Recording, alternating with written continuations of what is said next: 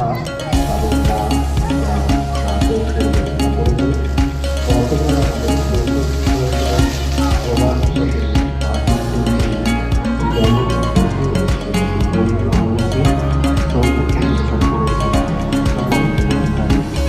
পরিবেশন করেছিলেন আজ সঙ্গীত অনুষ্ঠান আমরা কিছুক্ষণের মধ্যেই শুরু করতে চলেছি। আমাদের মধ্যে এর মধ্যে উপস্থিত হয়েছে সঙ্গীত পরিবেশন করবেন আপনারা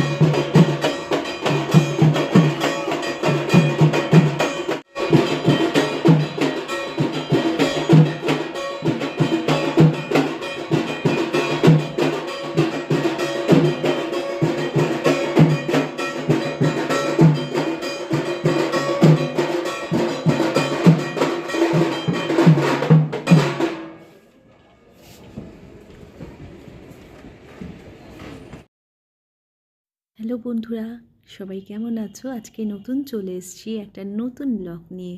অনেক দিন বাদে আবার নতুন একটা ব্লগ নিয়ে চলে এসেছি। আজকের ব্লগটা কালী পুজোকে নিয়ে আমার এই সুন্দর ভিডিওটা। আমাদের আশেপাশে যতগুলো কালী পুজো হয়েছে সেগুলো তুলে ধরার চেষ্টা করছিলাম।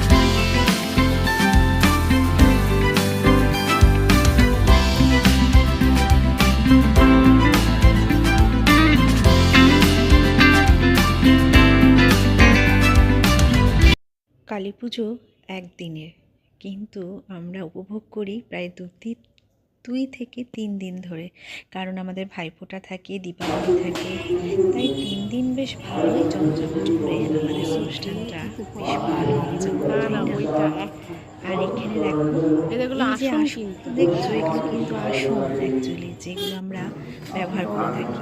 আর এই যে আমাকেও একটু না দেখালে হয়, তাই তোমাদেরকে একটু, আমাকে একটু দেখিয়ে দিতে বললাম। আমি নিজেকেই বললাম, চলো আমাকেও একটু দেখাও আমার বন্ধুদের কীরকম আমি সাজুগুজু করেছি। আর এইটা হচ্ছে ৫১ পিঠের ৫১ রূপ নিয়ে মা আমাদের কাছে দেখা দিয়েছেন। অনেক বছর বাদে এরকম ৫১ পিঠের দর্শন পেলাম। এই ৫১ পিঠের দর্শনটা মাও খুব ভালো মতন করতে পেরেছে। আমরা ভেবেছিলাম খুব ভিড় হবে, কিন্তু না, বেশ ফাঁকায় ফাঁকায় মায়ের দর্শনগুলো করে নিলাম। ৫১ রূপ, সত্যি এক এক জায়গায় এক একটা মায়ের অঙ্গ পড়েছে, আমরা সবাই জানি, কিন্তু কোথায় সেটা কী অঙ্গ পড়েছে, তার কী নাম, সেটা একটু গোল মিলিয়ে যায়, তাই না? তাই এখানে আমার মা ভালো করে দেখে নিচ্ছে কোথায় কী নামে ঠাকুর প্রতিষ্ঠিত। কয়েকটা তো মোটামুটি বলতেই পারলো মা এমনি, কিন্তু অনেকগুলোই কিন্তু মা ভুল বলেছে। সেইগুলো নিজে নিজেই আবার ঠিক করে নিচ্ছে যে এইটা তো জানা ছিল না, সেটা তো জানা ছিল না। আমি মাকে নিয়ে আসি, তোমরাও ভাববে যে পাশে আর কেউ নেই কেন, কারণ সবাই ব্যস্ত। আমার ছেলে গেছে তার বন্ধুদের সাথে ঠাকুর দেখতে, তাই আমার মাকে নিয়েই আমি বেরিয়েছি। মাই আমার কাছে সব, যতটুকু সময় পাই আমি মায়ের কাছে দিই। মাও ছুটে চলে আসে এক এক সময় আমার কাছে। জানি না মা ছাড়া কে বা, বাদ দাও এসব কথা, অনেক ইমোশনাল হয়ে যাচ্ছি। ঠাকুরগুলো আমিও কিন্তু খুব ভালো করে দেখছি, কারণ সেই ছোটোবেলায় ৫১ রকমের ঠাকুর দেখেছিলাম, বড় হয়ে খুব একটা দেখা হয়নি, তাই আমিও খুব ভালো মতন দেখছি।